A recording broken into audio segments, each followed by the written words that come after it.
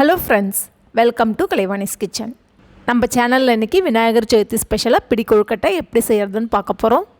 First இப்போ இந்த பிடி கொழுக்கட்டை செய்கிறதுக்கு ஒரு கடாயில் 1 கப் அளவுக்கு பச்சரிசி மாவு சேர்த்துக்கோங்க. நான் சேர்த்துருக்குற இந்த பச்சரிசி மாவு பார்த்திங்கன்னா கடையில் விற்கிற கொழுக்கட்டை மாவு தான் சேர்த்துருக்கேன். நீங்கள் வீட்டில் ரெடி பண்ண இடியாப்பு மாவோ இல்லை கடையிலையோ வாங்கின இடியாப்பு மாவு இருந்தாலும் அதுலேயும் செய்யலாம். ஆனால் புட்டு மாவில் செஞ்சிங்கன்னா நல்லா இருக்காது. இப்போ இந்த மாவை மீடியம் ஃப்ளேம்லேயே வச்சு ஒரு 2 நிமிஷம் மட்டும் வறுத்துக்கோங்க. மாவை தொட்டு பார்த்திங்கன்னா நல்லா சூடு ஏறி இருக்கும். இப்போ ஸ்டவ்வை ஆஃப் பண்ணிவிடுங்க. ரொம்ப நேரம் வறுக்காதீங்க. ரொம்ப நேரம் வறுத்திங்கன்னா கொழுக்கட்டை நல்லா இருக்காது. இப்போ இந்த மாவை ஒரு பவுலுக்கு ட்ரான்ஸ்ஃபர் பண்ணி வச்சுக்கோங்க. அடுத்ததாக ஒரு கடாயில் 1 டேபிள் ஸ்பூன் அளவுக்கு எள்ளு சேர்த்துக்கோங்க.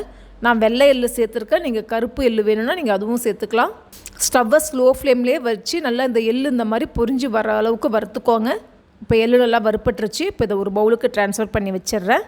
ஸ்டவ்வை லோ டு மீடியம் ஃப்ளேமில் வச்சுட்டு இதே கடாயில் 2 டேபிள் ஸ்பூன் அளவுக்கு பாசிப்பருப்பு சேர்த்துக்கோங்க. இந்த பாசிப்பருப்பை இந்த மாதிரி லைட்டாக செவந்து வர்ற அளவுக்கு வறுத்துக்கோங்க. இப்போ இந்த பருப்பை நல்லா வாஷ் பண்ணிவிட்டு கடாயில் 1.5 கப் அளவுக்கு தண்ணி சேர்த்து வேக வச்சுக்கோங்க.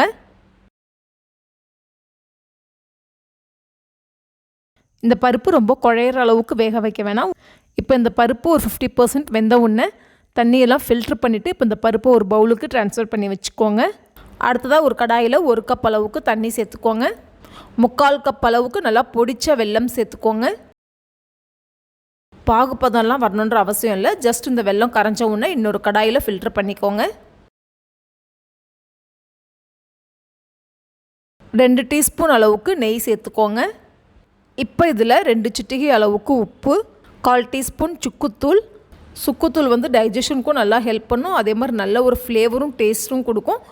சுக்குத்தூள் ஆப்ஷனல் தான், உங்களுக்கு பிடிக்கணும்னா நீங்கள் சேர்த்துக்கோங்க. 1/4 டீஸ்பூன் ஏலக்காய் தூள் சேர்த்துக்கோங்க. நல்லா கலந்து விட்டுக்கோங்க. ஒரு கொதி வந்த உடனே ஸ்டவ்வை ஸ்லோ ஃப்ளேமில் வச்சுட்டு நம்ம வறுத்து வச்சுருந்த அரிசி மாவை சேர்த்துக்கோங்க.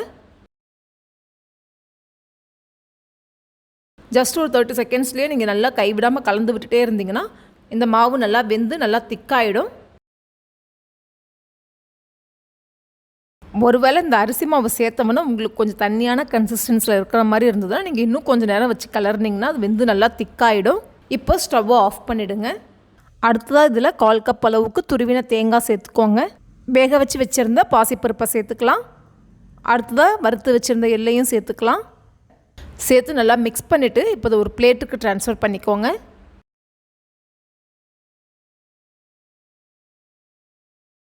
நல்லா ஸ்ப்ரெட் பண்ணி ஆற வச்சுக்கோங்க.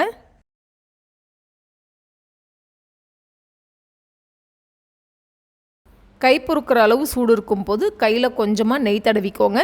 நெய் தடவிட்டு இப்போ நான் காமிக்கிறேன் பாருங்கள். இது கொஞ்சமாக மாவு எடுத்து நம்ம விரல் அச்சு பதிகிற மாதிரி இந்த மாதிரி பிடிச்சிக்கோங்க. கொழுக்கட்டையை ரொம்ப பெரிய சைஸில் பிடிக்காதீங்க.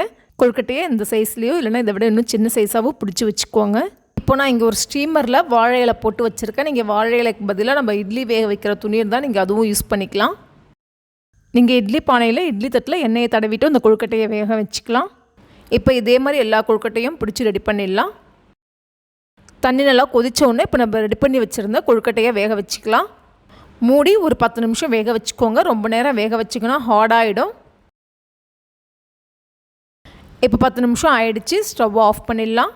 இந்த கொழுக்கட்டையில் பார்த்திங்கன்னா விநாயகருக்கு பிடிச்ச தேங்காய், எள்ளு, வெல்லம், அது மட்டும் இல்லாமல் நல்லா ஹெல்த்தியாக ப்ரோட்டீன் நிறைஞ்ச பாசிப்பருப்பும் சேர்த்து செஞ்சுருக்கோம்.